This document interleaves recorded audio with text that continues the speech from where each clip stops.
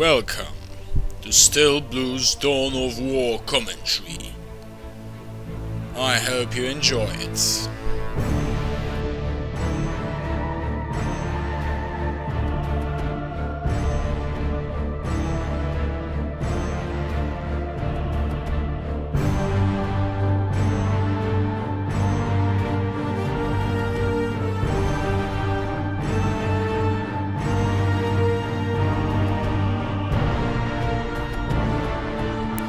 Ladies and gentlemen, is this a pleasure to post this game up. It really is. I mean, now it's a pleasure commenting it, and soon it will be a pleasure for me to post it. Now, when I first started, maybe I'll start the game and keep talking then. When I first started casting, which was yesterday, I told to myself, I will never, ever cast a Dawn of War 2v2. And hey, I broke it today. Why? Because this is a really epic game, and you have got to see it. It's a game between rippin ragepot and JamesMagamus, which are the team 1 in this game, and Edtjah and Dirkrudix, which are the team 2. And now they are as follows: Orc, Eldar, Imperial Guard and Tyranid players. So let's see what we have in stock. Right. We can see the battle going on for the central victory point. Meanwhile, another battle is raging down to the south, or it was raging a couple of seconds ago, because now it is kind of dying. Well, but the tyranids are taking the southernmost positions. Warp Spider attacking the power node, and it seems like the orcs are winning this one, and now they're being supported by the eldar. Instead of taking the central victory point though, the Team 1 is heading south to destroy the Tyranid forces and capture the southmost victory point. The problem with 2v2s is that they unfortunately are very filled with action. Almost as filled with action as 3v3s. And that makes casting them really horribly difficult. Well, I'll do my best to keep you back on track. That was weird. Keep you on track with what's happening. So now, Team 1 is launching an assault. Tyranids mostly. The Imperial Guard player is moving north with his units, capturing the requisition point and moving up to secure the victory point, which is already being taken by the orcs. Not a really good idea to go up against the orc slugger boys with Imperial Guard infantry, but more interesting stuff is happening down to the south. You can see now why I don't want to cast those games. They're just too filled with action. Right, so the Tyranid Lord engaged the Guardian squad, but perfect, a shuriken cannon was deployed in a really weird fashion, and it couldn't lay fire upon the enemies. Now Tyranids are retreating from the fire of the Warp Spider Exarch. And look at that, the southernmost position is in the hands of the Team 1. But up in the north, on the other hand, Imperial Guard is taking lead in the battle. They will be able now to capture the northmost point and all the supply points that are in the area. Nothing interesting happening around here, but in the south a battle is still raging on. Tyranid Lord charging and destroying the heavy weapons positions, but if he keeps fighting, those badges are gonna kill him. Good call, he decided to retreat. Now the spawn mines, very annoying creatures they are, but if counted properly, they are quite soft. They deal much damage, but I have to get to you first, and they aren't very fast, mind you. Right, tyranids moving north. And look at that, Guardians are destroying this Homagon squad, which decided to retreat. They might have had a chance if they charged straight at the enemy, but I'm not really sure of that. The Imperial Guard forces are pushing to the enemy generators in order to rid them from the supplies. Remember how in the last game I was complaining about the fact that heroes in 1v1s have always those low levels? Well, this won't be the case here. Almost second level now on this Inquisitor. One half, and almost second level on this Tyranid Lord.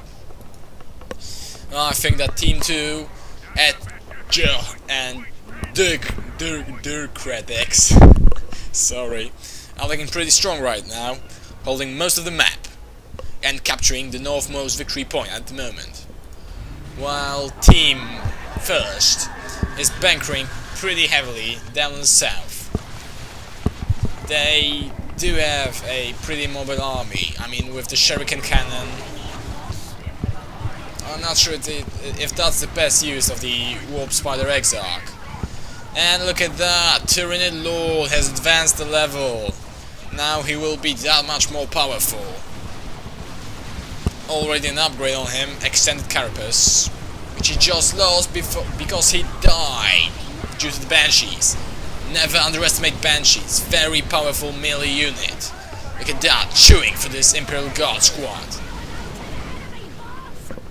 The Homagons are taking the energy point here, the power node.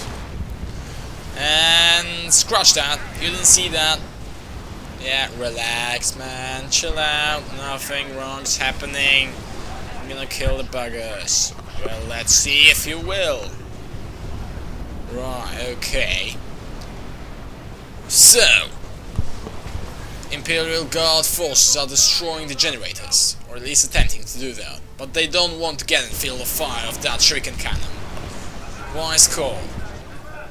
The eldars finally decided to launch the assault, but too late. Imperial Guard retreated. Now they have to do something about this Warp Spider Exarch, because this is not gonna work for them if he keeps firing at them. Get that, level 2 on him. And advancing to tier 2 on 3 of the players. Edtjah is still not doing it, which is weird. I think he will have to catch up. And the Eldar will be able to place heavy units on the field.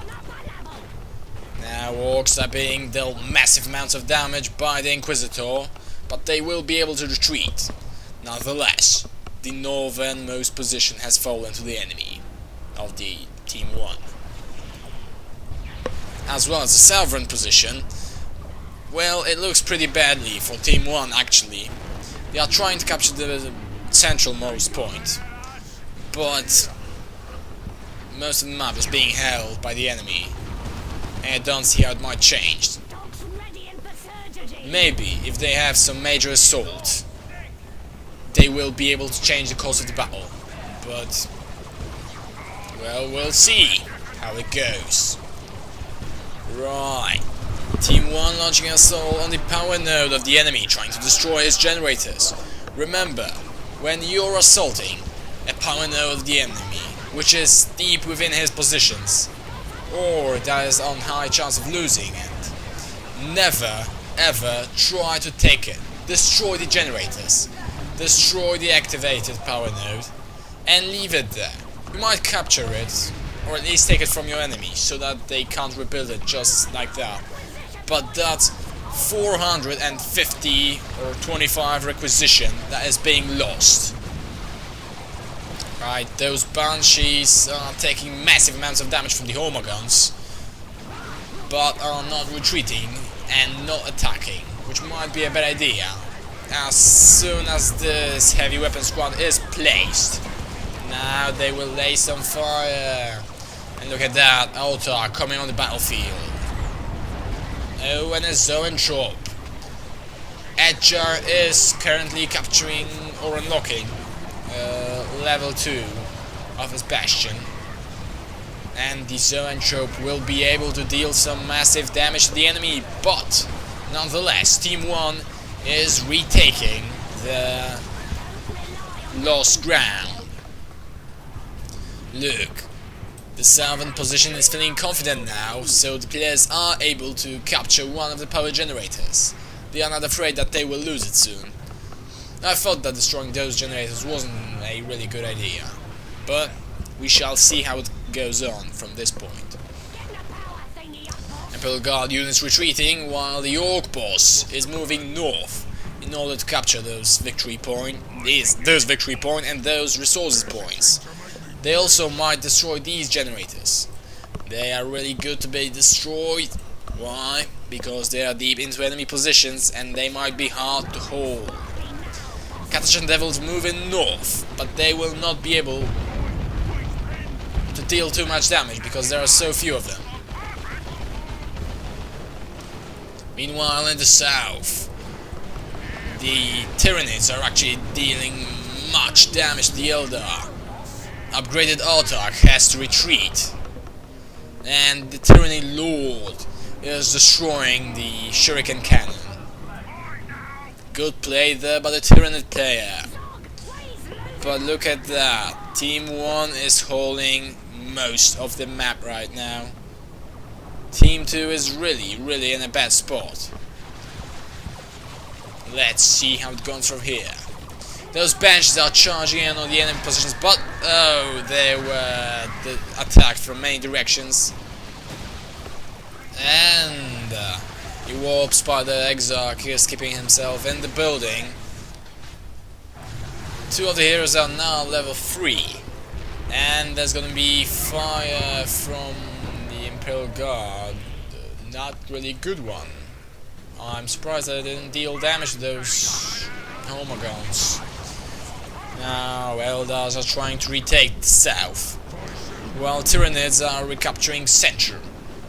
Well, the situation is now favoring the Team 1. And look at that, perfect! Rippin ragepot is advancing to tier 3. This is gonna be epic. Oh, look at that, he lost his hero. Bad for him. That's loads of resources he will have to spend to revive him. But he needn't worry about his requisition, that is really high. Well, Team 2 is trying to retake their ground. And Rippin is being raised right now by his ally, which allowed Warp Spider to advance a level.